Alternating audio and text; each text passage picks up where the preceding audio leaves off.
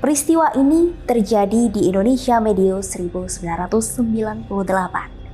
Ratusan orang yang diduga sebagai dukun santet terbunuh. Mereka disebut dihabisi oleh sosok yang diduga sebagai ninja.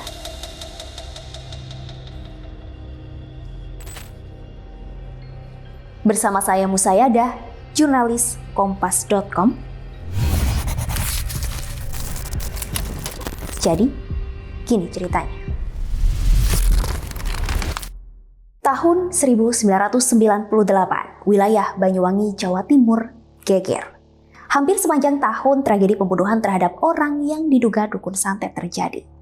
Tragedi berdarah ini bermula dari pendataan dukun atau orang-orang yang punya kekuatan magis oleh Bupati Banyuwangi kala itu, Purnomo Sidik. Jadi, Purnomo Sidik ini mengirimkan sebuah radiogram ke seluruh jajaran aparat pemerintah dari camat hingga kepala desa di wilayahnya. Tujuannya ya untuk mendata orang-orang yang dianggap dukun santet. Radiogram itu dikeluarkan oleh sang bupati pada 6 Februari 1998. Katanya sih, pendataan ini dilakukan untuk kasih perlindungan ke mereka yang disebut sebagai dukun santet. Tapi malah justru sebaliknya. Singkat cerita, radiogram itu taunya bocor dan jatuh ke tangan sekelompok orang.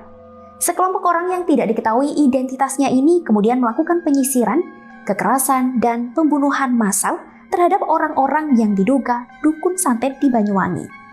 Merespons banyaknya aksi pembunuhan, sang bupati kembali mengeluarkan radiogram yang isinya menegaskan bahwa pendataan orang-orang yang dinilai punya ilmu hitam untuk terlindungi dari kekerasan. Sayangnya bukan kasus pembunuhan yang mereda, malah makin merajalela. Dalam satu hari saja dilaporkan ada 2 hingga 9 orang yang tewas terbunuh di Banyuwangi.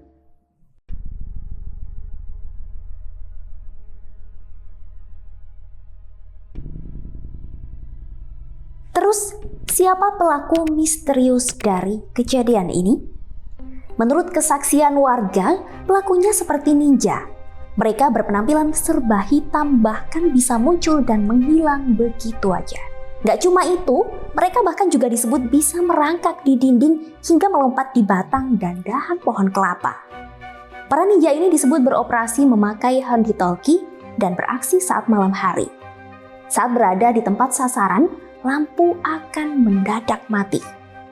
Nah, saat itulah para ninja masuk dan mulai melakukan aksinya.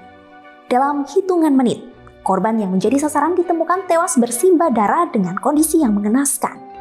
Salah seorang tokoh Banyuwangi bernama M. Ridwan mengakui cerita tragis itu. Dia bilang masyarakat terutama di desa Sarang ketakutan saat malam hari. Ridwan mengaku kalau dirinya bahkan juga termasuk yang pernah menjadi sasaran ninja berdarah dingin ini. Dia menceritakan bagaimana saat malam hari di atap rumahnya tiba-tiba muncul suara orang berjalan. Tapi waktu dicek, Ridwan bilang gak ada apa-apa. Lalu muncul lagi suara di atas pohon kelapa.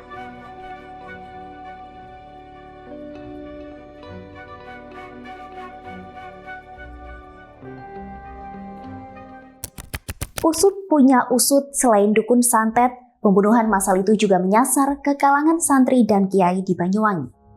Mereka juga dituduh sebagai dukun santet lalu dibunuh oleh sekelompok orang tak dikenal. Pembunuhan massal ini disebut-sebut lekat dengan motif politik.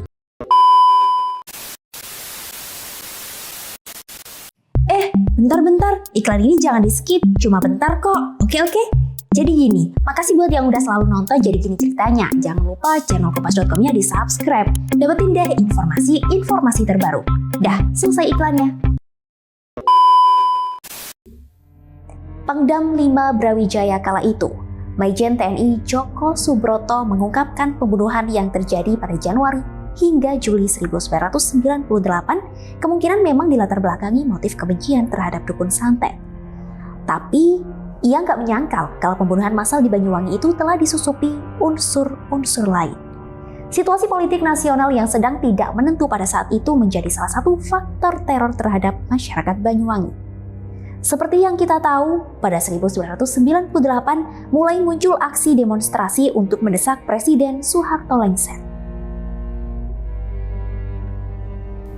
Sementara Banyuwangi yang terkenal sebagai kawasan tapal kuda Nahdlatul Ulama diduga sengaja dipilih sebagai sasaran kekerasan dengan motif politik.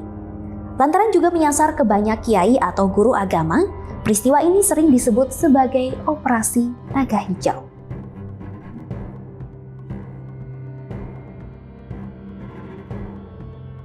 Korban terus berjatuhan, situasi pun semakin genting. Sejumlah pesantren kemudian menghimpun kekuatan. Para santri digembleng dengan ilmu kanuragan dan dipersenjatai bambu kuning yang telah diberi doa. Tujuannya agar mereka siap sewaktu-waktu menghadapi ninja yang datang. Selain perlawanan fisik, mereka juga diajak melakukan perlawanan batin dengan mengamalkan bacaan doa selepas maghrib dan subuh. Masyarakat pun mengikuti upaya tersebut. Bahkan para warga berbondong-bondong mencari bambu kuning lalu membawanya kepada kiai yang dianggap alim untuk didoakan. Perlawanan itu pun membuahkan hasil. Ada beberapa ninja yang berhasil ditangkap warga. Mereka selanjutnya diadili dengan cara yang sadis juga. Ridwan menceritakan bersamaan dengan fenomena ninja, di Banyuwangi waktu itu juga mendadak banyak orang gila berkeliaran di jalan. Banyak di antara orang gila itu ditangkap dan dihakimi hingga tewas. Sebab mereka dianggap sebagai ninja yang lagi menyamar. Gak lama setelah itu fenomena ninja dan orang gila di Banyuwangi mereda dan menghilang. Belum diketahui pasti siapa pelaku atau dalang di balik pembantaian dukun santet di Banyuwangi 1998. Ada beberapa versi cerita yang bilang bahwa para ninja merupakan orang-orang terlatih bekerja sama secara sistematis. Polisi kemudian menangkap 90 orang yang diduga sebagai pelaku, aktor, intelektual, penyandang dana, dan eksekutor dalam kasus tragis tersebut. Tapi sayangnya dalang utama dalam kasus pembantaian ini nggak pernah ditangkap. Kronologi, motif, dan pelaku sebenarnya dalam tragedi berdarah ini juga menjadi misteri.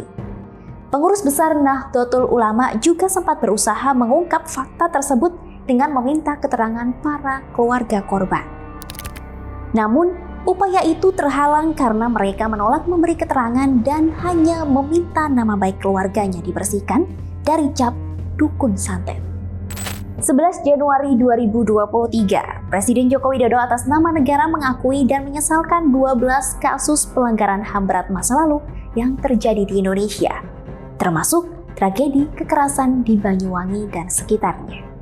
Dengan pikiran yang jernih dan hati yang tulus, saya sebagai Kepala Negara Republik Indonesia mengakui bahwa pelanggaran hak asasi manusia yang berat memang terjadi di berbagai peristiwa. Dan saya sangat menyesalkan terjadinya peristiwa pelanggaran hak asasi manusia yang berat, peristiwa pembunuhan dukun santet 1998-1999, berusaha untuk memulihkan hak-hak para korban secara adil dan bijaksana tanpa menegasikan penyelesaian yudisial. Yang kedua, saya dan pemerintah berupaya sungguh-sungguh agar pelanggaran hak asasi manusia yang berat tidak akan terjadi lagi di Indonesia pada masa yang akan datang.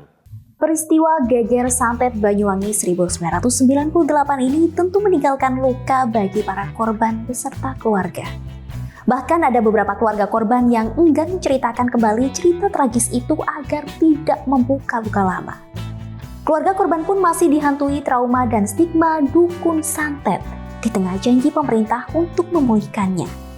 Sekian cerita kali ini. Bye.